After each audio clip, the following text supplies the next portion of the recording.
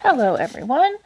I recently did my one and only in-person vendor show, and this one vase that I had got so much attention. Not only did it sell at the show, but I had people sending me screenshots of the video that I put of my table on a couple of my social media accounts. And I've since received custom orders for that same design. Now, of course, you can never replicate the same exact design. However, I am going to put this design on 4 different styles of glass vases. So I prepped the glass by cleaning it with isopropyl alcohol. I used 91%, and a paper towel, and base painted with a matte black spray paint. What I'm showing you is the type of resin that I'm using. It is not a fast setting resin. That was a disaster. I tried it a while back, and the colors do not have a chance to swirl the way that I much prefer for this design. So you definitely want to use a regular setting coating resin. You do not want to use a casting resin. It would be too thin. Not only is that coating resin thick, but it's also very, very cold. I have a couple of small heaters running in my garage, but it's still very cold in there. So it was difficult to mix, but we got it. So this is sped up 2 times the speed. Just so you know, I don't work this fast. I am putting, so I mixed up about, I believe, 140 milliliters of epoxy resin total, 70 part A, 70 part B, which, by the way, I always pour part B into the cup first because it is thinner. It's actually the hardener. And then when you go to pour part A, which is the resin, which is thicker, it starts to mix in with the part B as you're pouring. So that's just a little tip of mine. And of course, always make sure you scrape the sides of the cup and whatever your stirring utensil is multiple times, and you stir for several minutes until the mixture is no longer cloudy. I will say that the mixture can look cloudy because of the bubbles that have been created, so you'll get the hang of it if you haven't tried it.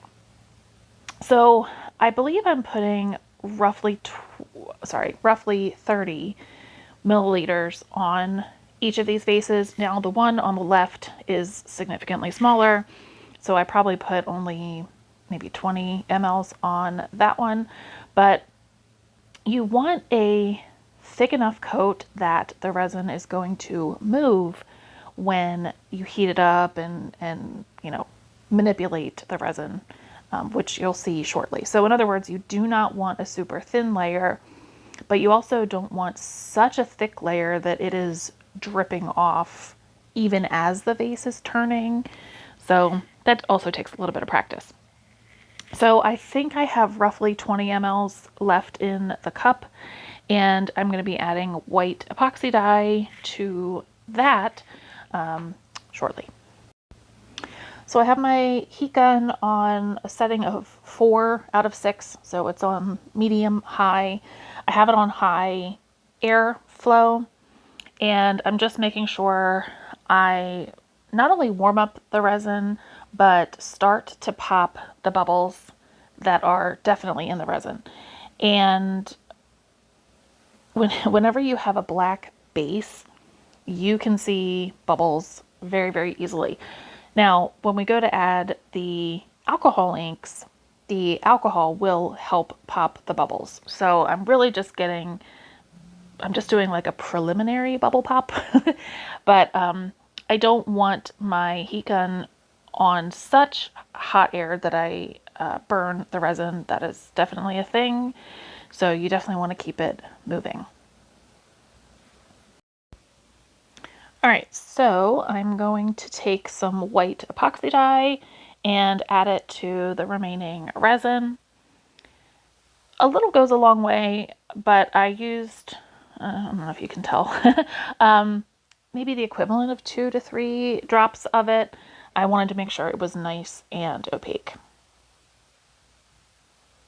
I don't know if you could tell earlier, I think I may have cut it out, but my popsicle stick broke earlier when I was mixing the resin, so this is actually a used popsicle stick. You do not have to throw them away after each use, just let the resin cure, peel off any excess, and I don't know, just keep using it.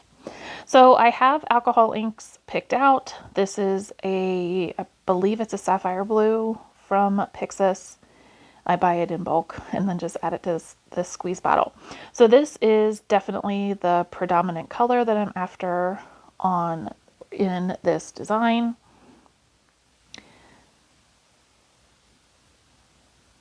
And so I'm just dripping it sporadically, making sure I coat 75% of each vase and remembering the bottom. The next color I'm going to use is the one on the right, which was a fuchsia. And I was just prepared with an extra bottle of pink in case this one ran out, because I am getting low. And I drop that ink in the negative space, the space that does not have any ink yet. It's kind of hard to see on video, but you can definitely tell if you look close up. And now I'm dropping yellow. I believe it was called Sunshine Yellow, in, again, the negative space. If you don't drop it in the negative space, if you drop it right on top of the pink or blue, then of course it's going to mix and make green or purple, which is beautiful, but I do want to try to preserve some of the original color. Now here's the magic. This is an opal alcohol ink, and holy cow, I was just like, I could stop here. Like, I don't even need to add any white. I don't need to bring those colors to life. This is gorgeous. Let's just deal with this. So I think I might actually make some more vases with the black base and just the opal alcohol ink. Why not? Okay, so here's the white, and I know this looks crazy, but this really is the fun part. You just drizzle the white dyed epoxy resin randomly all over the vase. Some parts can be thicker, some parts can be thinner. Don't forget the bottoms. So I am purposely stringing it down toward the bottom to make sure it gets down there. You really can't mess this up. I mean, of course you can. Okay, you can by putting not enough or way too much. But you know, you'll see. What I was showing you, I accidentally touched the popsicle stick to one of the vases and got some blue dye in my white cup. So I'm just trying to scrape around it and only get the white dye that's left. I was definitely running low on the white dyed epoxy, but we made it work. I think I show you briefly white alcohol ink, so you can also use that instead of the dyed epoxy. But I do like this kind of stringy, swirly, random technique versus dropping white alcohol ink onto the vases. Still makes a gorgeous design. I just prefer this method over the other.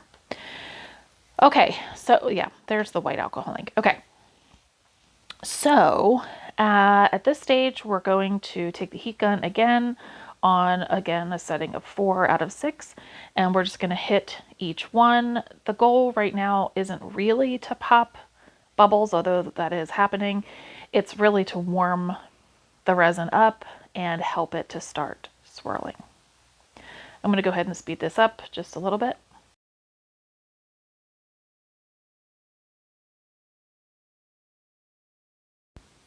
All right, and now I am reversing the direction of my turners. And this was a bold move, but I am picking up my 6-armed turner and tilting it. I was not 100% sure that all of these vases were perfectly secure with their foam, so really it's best to take them off one by one And also putting them on a stand is risky because the resin can start to fall off pretty quickly. That one was not very secure on the foam, so it did start to slip off, and I made sure I had my hand under it and I caught it, thank goodness, because yes, I have had tumblers. I don't think I've had vases fall off, but I've definitely had tumblers fall off their wands while trying to do this, and it's not pretty, so keep a hand underneath. But really, this is where more of the magic happens. So we're turning them right side up, upside down. When I say we, it's just me. I am stopping the turner, as you can see, to let the resin and the dyes kind of fall in one direction. Just don't forget about that. I have done that, and then, you know, half the resin ends up falling off. But here's where you can really get some cool designs. I'm not trying to control anything. I'm not trying to like get a certain swirl in this one certain area. That will drive you crazy if you try to do that, but I just know that I want movement. So now I'm taking my yellow dye, or not dye, alcohol ink, and just adding it to some of the more bare white spots. Not all of them, but just some of them. Of course, that's not required, but I do want, or I did want a little more of a punch of yellow and green in some areas. So again, just checking things out. The resin was starting to pool actually at the top of this vase I'm working on now. So I turned it upside down, I think, and then back right side up.